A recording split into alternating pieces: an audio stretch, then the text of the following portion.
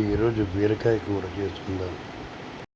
వీటిపైన తొక్క జాగ్రత్త తీసి కూరకి రెడీ చేద్దాం. వీటిని చిన్న చిన్న ముక్కలు చేసుకోవాలి.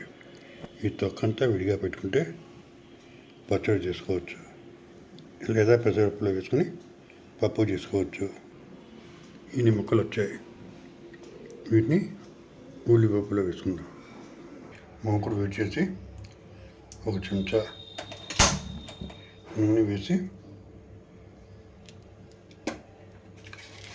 మినపప్పు శనగపప్పు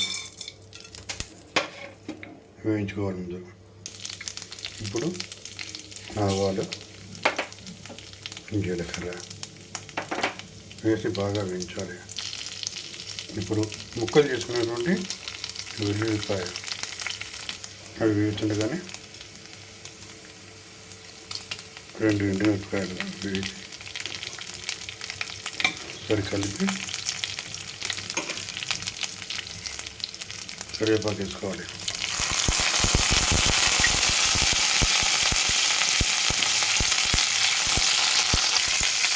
దాన్ని కలిపి బీరకాయ ముక్కలు వేయాలి. ఒక 2 నిమిషాలు మూత పెట్టి ఉడికించాలి. ఒకసారి కలిపి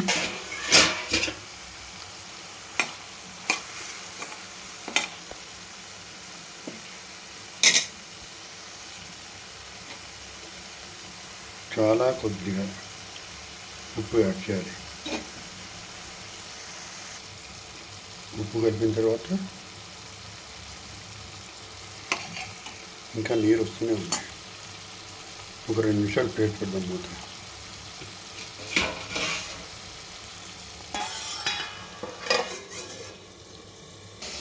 మూత గిడ్డ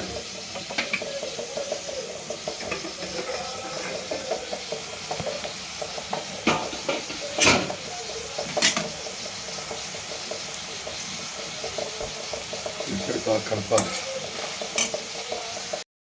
రెడీ అయ్యింది. స్టవ్ ఆఫ్ చేసి గిన్నెలో తీసుకోవాలి. దైవ నివేదన చేసి వడ్డించుకోవాలి. Thank you for watching.